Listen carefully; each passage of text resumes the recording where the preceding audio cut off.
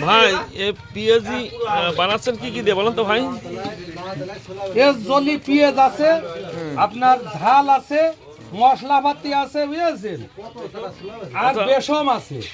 পেঁয়াজের শোয়া কত করে ভাই? মাত্র 25 টাকা। বাজারে আপনার 30 টাকা করে সব আছে, আমরা 25 টাকা সব বেচছি আর এই যে রোজা এখানে আছে- সাশ্রয় করার জন্য।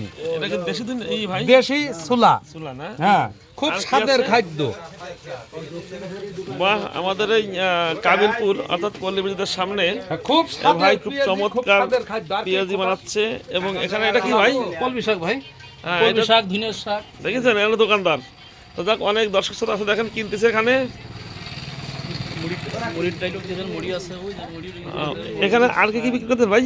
ট্যাং, সিলাইয়ের মুড়ি, মুড়িও আছে আপনার সঙ্গে সঙ্গে? ধনিয়ার পাতা।